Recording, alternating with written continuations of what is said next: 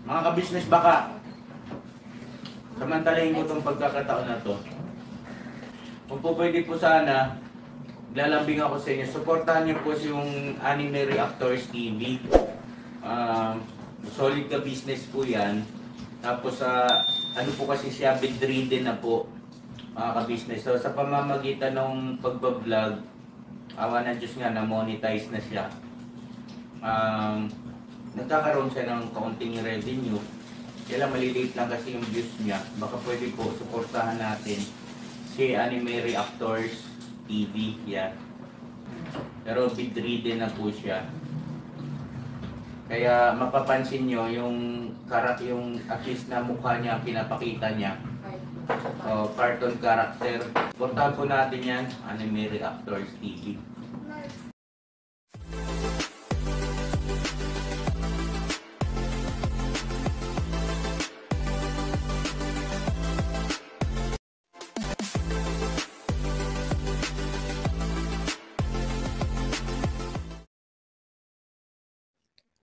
Hello guys, mapagpalang araw po sa ating lahat. Narito pong muli ang inyong lingkod, Anime Reactors TV. At sa mga hindi pa po nakaka-subscribe dyan sa aking munting channel, ay baka pwede naman pong makipindot na po na subscribe button. At makilike and share na rin po ng aking mga video. At patuloy din po natin suportahan ang Mag-amang Ka-Business Official at Papa Dins TV. At ganun din po yung kanilang second YouTube channel na Ka-Business Family.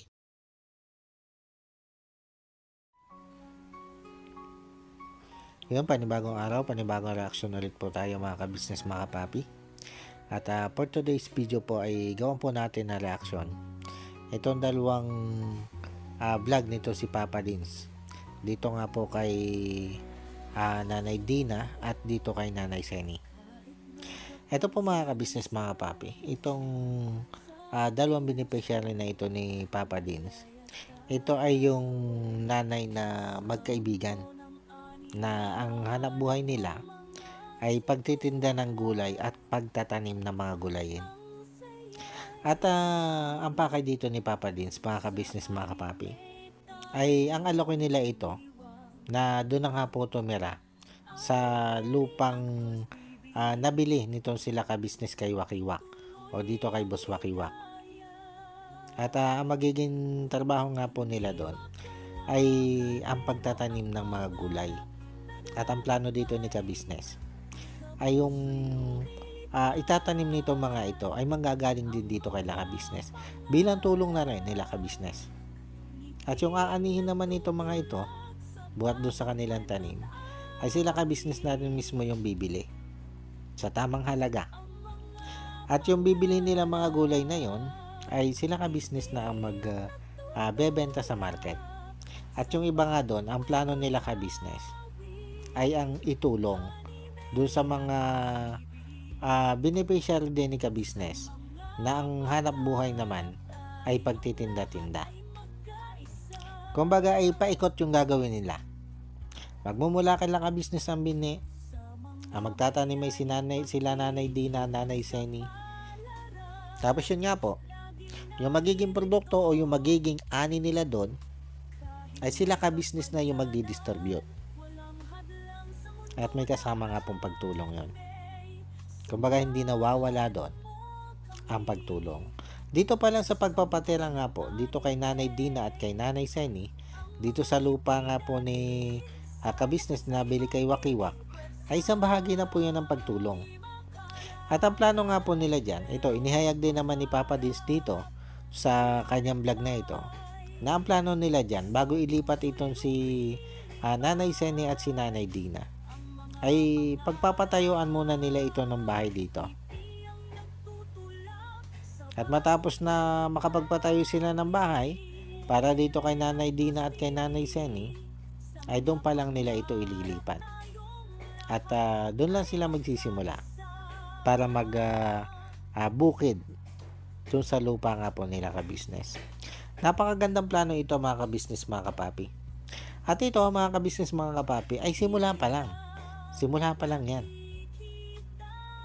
Dahil kung sakali na magkita pa itong sila ka-business na matutulungan, o kaya ito si Papa Dins, na mga taong matutulungan na may kakayanang magbukid o may kasanayang magbukid, ay siguradong doon din nila ito dadalhin at bibigyan din ng pwesto doon para makapagtanim.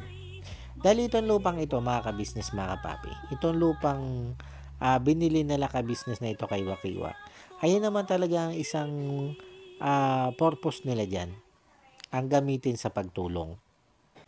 Dati nga may nabanggit na dito si ka-business sa isa sa plano niya dito sa lupang ito, na ang plano niya dito ay magpatayo ng isang shelter para doon sa mga katulad ni Kuya Bong na nalululong sa mga ipinagbabawal na bisyo. Kumbaga, gusto niya magtayo dito ng rehab. At bukod sa rehab, ay gusto din niya magpatayo dito ng isang foundation para doon naman sa mga kababayan nating homeless. Lalo na nga doon sa mga senior na walang matitirahan. O dyan na lang sa lansangan tumitira. Isa yan sa plano ni ka-business. Magpatayo dyan ng shelter. At napakagandang plano nun. Kaya lang, syempre, hindi pa matutupad yan o hindi pa may isagawa ni ka-business.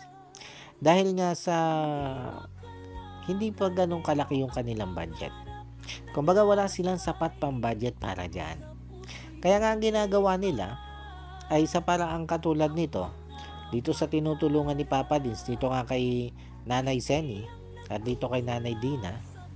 Kumbaga dito pa lang nila sinisimulan na gamitin sa pagtulong itong lupa na kanilang nabili dito kay Wakiwa. Bukod doon sa naibigay na niya doon sa mga kagwang na tigto 200 square meter na lupa. Bukod dyan nga po, ay ito nga. Ito yung sinisimulan ngayon nila ka-business. Ang kumuha ng mga magsasaka na tinutulungan nila para nga po makapagbigay sila ng tulong gamit ang lupang ito. At ito mga ka-business, mga papi, sa vlog na ito ni Papa Dins, nung kausapin niya itong si Nanay Dina at si Nanay Seni, ay umokay naman sila. Kumbaga pumayag sila na doon sa plano nila ka-business, na doon sila tumira, doon sila saka, at yun nga po, yung kanilang mga sasakahin ay sila ka-business na rin yung bibili. Pumayag sila sa ganung setup. Naku, tutuusin ay napakalaking pabor na nun para sa kanila Kasi hindi na sila mag-iisip sa binhi. Dahil sila ka-business din na magpo-provide ng binhi. Kumbaga ang iisipin na lang nila ay kung paano patutubuin yung binhi at kung paano palalaguin yung binhi. Para nga po dumating doon sa maganda o masaganang anihan. At sa pagbebenta naman nga po, wala na rin silang problema. Hindi na nila iisipin na baka hindi mabili yung kanilang produkto, na baka gumulang lang o mabulok lang yung kanilang produkto. Hindi na nila po problemahin yun. Dahil mismo sila ka-business na rin niya ang bibili sa kanila. At nasa tamang presyo pa, kung ano yung nasa kalakaran presyo. Doon balak bili nila ka-business yung kanilang produkto. At nabanggit din dito ni Papa Dins na bukod nga dyan sa pagtatanim na yan, ay magkakaroon pa ng allowance itong sila Nanay Seni at Nanay Dina habang sila ay nandun. At yun nga po, libre yung kanilang tirahan. Wala silang babayaran na katulad yan sa tinitirahan nila ngayon, na sila kasi po ay umuupa dyan. Inuupahan nila yung lupa dyan. Ay dito, pag nandito na sila kay ka-business, dun sa lupa ni ka-business, wala na silang po problemahin. Once na masipag sila, kikita sila. Kakain sila na masagana. At nakita naman natin dito kay Nanay Dina at kay Nanay Seni, at doon sa asawa ni Nanay Dina na si Kuya Lito, na masipag ito sa pagdating sa sa pagsasaka o sa pagtatanim. Masisipag itong mga ito. Nakita nyo naman, mano-mano yung ginagawa nilang pagdidilig. Nakita nyo naman doon sa mga vlog ni, ni Papa Dins dati na talagang ang pagdidilig nito ay balabalagwit yung tubig. At para sa kanila ay okay lang yun. Kumbaga, easy yung kasama yung sa sakripisyo. Ganon sila kasisipag. Kaya nakikinikinit ako dito na magiging maganda yung takbo ng magiging hanap buhay nila doon. Dahil nasukat na nga po yung sipag nila. Sana nga lang ay sa paglipat nila dito, sa lupa nila ka-business na ito, ay maging maayos na yung takbo ng buhay nila. Lalo na nga po itong si Nanay Seni. Dahil alam naman po natin kung ano yung mga pinagdaanan nitong si Nanay Seni. Dahil ito namang lahat ng kanyang pinagdaanan ay naikwento na rin niya dito kay Papa Dins sa mga vlog ni Papa Dins. Yung mula nung siya ay dalaga pa hanggang nung siya ay nakapag-asawa at maging nga yung naging problema niya dito sa anak niya sa April. Lahat yan ay naikwento na nila nitong si Nanay Seni. Kumbaga itong si Nanay Seni, ito yung taong ika nga ay parang paboritong puntahan o lapitan ng problema at pagsubok. Na ito nga, isa sa naging sandalan niya na mapapagbuksan ng kanyang mga hinaing o yung kanyang saloobin ay si Papa Dins. Na hanggang ngayon nga ay yun pa rin. Problema pa rin doon sa kanyang anak na si April, yung kanyang nababanggit dito sa vlog ni Papa Dins na ito. Na hanggang ngayon pala ay merong samaan ng loob ang mag-inang ito. Na kung tutugusin naman ay itong si Nanay Seni ay handa naman niya na patawarin ito si April doon sa kanyang mga nagawang pagkakamali. Kaya lang mukhang itong si April ang medyo nagmamatigas eh. Kaya nga itong sila Papa Dins ay ito nagbigay ng payo dito kay Nanay Seni. Na maging ito si Kuya Bong ay napapayo din dito kay Nanay Seni. At alam nyo mga ka-business mga kapapi, ito yung maganda dito kay Kuya Bong eh. Pag hindi ito nakakapunta dun sa barkada niya, hindi nakakatikim ng alak. Matino ito magpayo. Kumbaga ay makikita natin doon sa kanya yung maganda niyang kalooban. At yung pagiging matino niya. Kaya nga maganda yung naging kondisyon dito nila ka-business eh. Na wag nang papuntahin doon sa Sampaguita para makaiwas na doon sa kanyang mga kaibigan. Kaya kita nyo naman nagpapayo na siya dito kay Nanay Seni. Na kung tutuusin matagal na naman yung ginagawa yan eh. Na nahihingan na siya ng payo. Kaya nga lang ay yun nga. Nagkakaroon niya ng pagbabago itong si Kuya Bong pag nakakatikim na ng alak. Kaya sana maging itong problema nitong si Nanay Seni dito kay April, dito sa anak niya si April, ay maging maayos na rin. Para paglipat nila doon sa lupa nila ka-business, ay ika ngay bagong simula, bagong buhay. At bagong takbo ng kinabukasan nila. At dito nga ay may balak pang isama nitong si Nanay Seni. Itong mga bianan nitong si April. Kaya ang sabi dito ni Papa Dins ay kung magpapablog itong pamilya nitong asawa ni April ay bakit hindi? Kasi mahirap naman po talaga mga ka-business mga kapapi na tulungan sa katulad nila Papa Dins itong pamilya nitong bianan ni April o yung pamilya ng kanyang asawa kung hindi ito magpapablog. Kasi syempre itong sila ka-business sila Papa Dins ay vlogger eh. At ang paraan nila ng pagtulong ay ibinablog talaga nila. Ay parang napakahirap naman ata na magpapatira sila doon o bibigyan nila ng tulong yung pamilya ng asawa ni April nang hindi naman ayaw naman magpa-vlog. Mahirap naman yun. Kasi nga yun yung paraan kasi ng pagtulong nila. Yung pagde-charity vlog. Kaya sabi nga ni Papa Dins kung willing namang mag-vlog yung pamilya nung asawa ni April ay bakit hindi? Kasi ang layunin niya nila ay yung makatulong doon sa mga kababayan natin na higit na nangangailangan.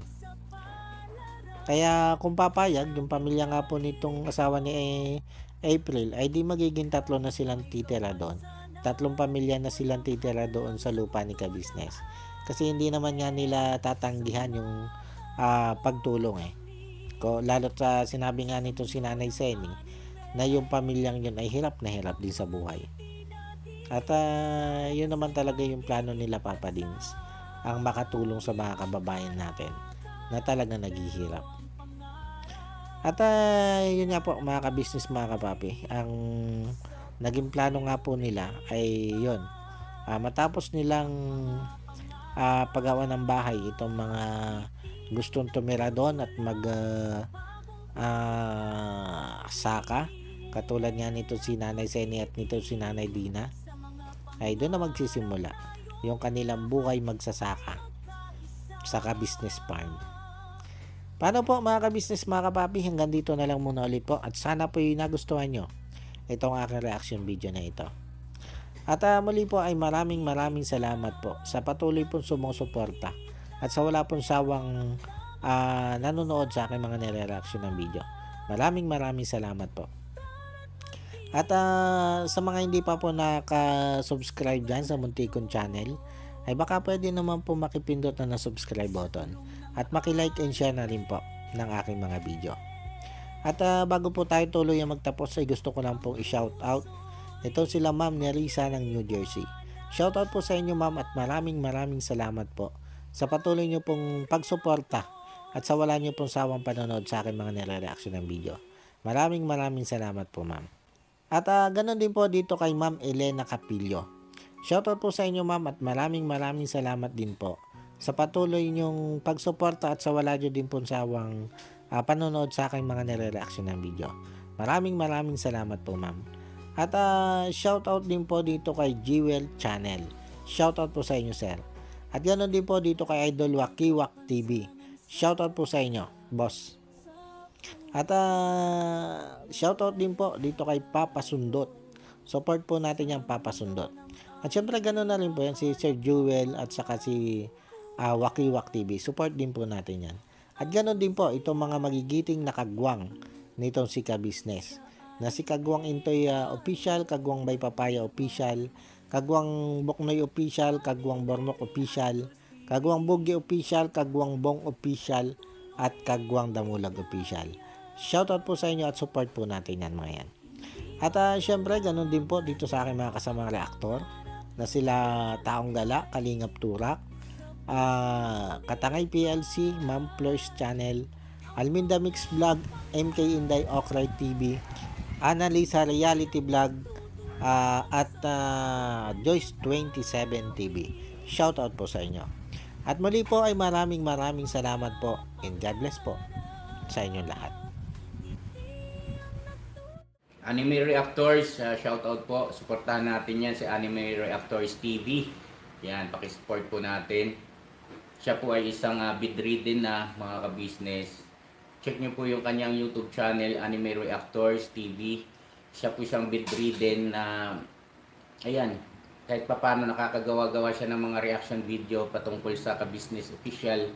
Suportahan po natin para kahit paano magkaroon siya ng revenue. May magamit siya sa pambili-bili man lang ng gamot. Ano po mga ka-business.